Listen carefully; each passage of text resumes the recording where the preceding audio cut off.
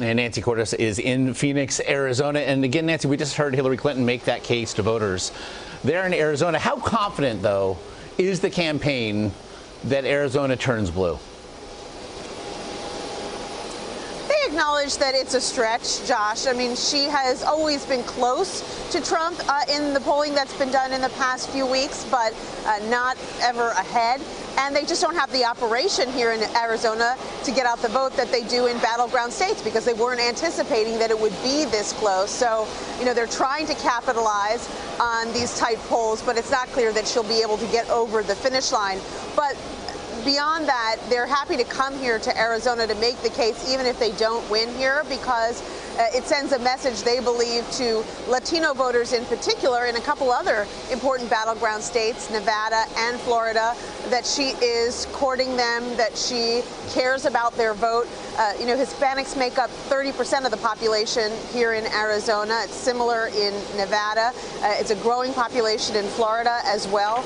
And right now, it looks like the Latino early vote is very strong, and this is a community that overwhelmingly favors Democrats typically, and those numbers look even better for them this time around because of some of the things that Donald Trump has said. And the early Latino vote turnout, of course, the good news perhaps for the Clinton campaign, and they need it, especially in a state like North Carolina, where returns have not been, it would appear, so good for the Clinton campaign early on. She'll be there today with Bernie Sanders campaigning at her side. And as polls now show that 8% of likely voters remain undecided, that is really the margin of error in a race that's tightening by the day. So what do you expect to hear from Senator Sanders today? Well, you know, Senator Sanders has been arguing pretty strenuously against Donald Trump, even more than he argues often for Hillary Clinton, arguing that Donald Trump is bad for the environment, that he's bad for minorities, that he's bad for education.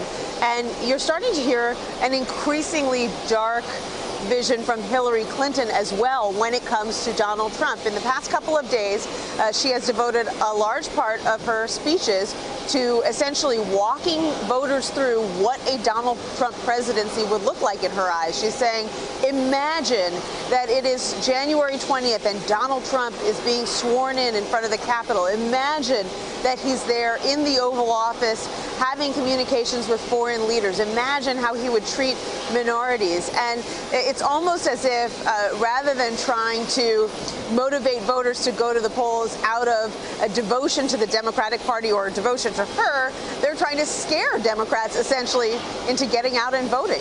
It's been a variation perhaps of what we've seen from Donald Trump, certainly as he's remained on message in days recent regarding the email investigation and the letter sent by FBI Director Jim Comey. To that point, we heard the president weigh in yesterday in an interview, and he had remained really above the fray perhaps to this point, but he was critical of the director for alerting Congress about those new messages that may or may not be significant. How did the campaign react? Well, you know, I think that they definitely welcomed that, because up until this point, the White House has really tried to stay neutral in this fight between the Clinton campaign and the FBI. They're saying, you know, the FBI is a very difficult job to do. We don't want to second guess them. The president walked a little bit closer to the campaign side in that interview. He said that the FBI director shouldn't be spreading innuendo, shouldn't be working off of incomplete information. He didn't directly accuse the FBI director of doing that. He just said the FBI shouldn't do that, but still his implication was clear. And he went on to say that the FBI had already determined this summer that while Hillary Clinton may have made a mistake by using a private server, that she didn't do anything criminal. So he left no doubt about where he stands on this issue. And quickly, Nancy, I may have buried the lead on this day of days for any Chicago native and Cubs fan. Exactly how was last night's goings-on enjoyed by certain specific members of the campaign?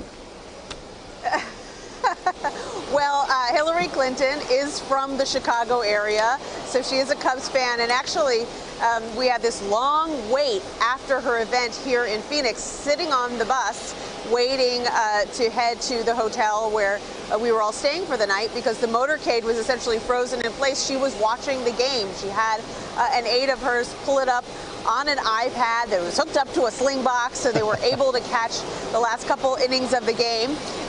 And if the excitement among her and her team was anything like the excitement on the press bus, it was pretty electric.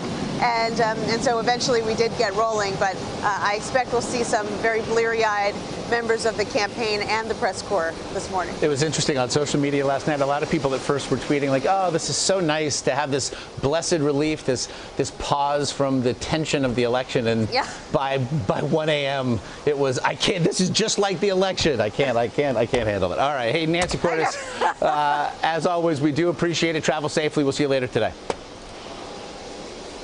Thanks, Josh.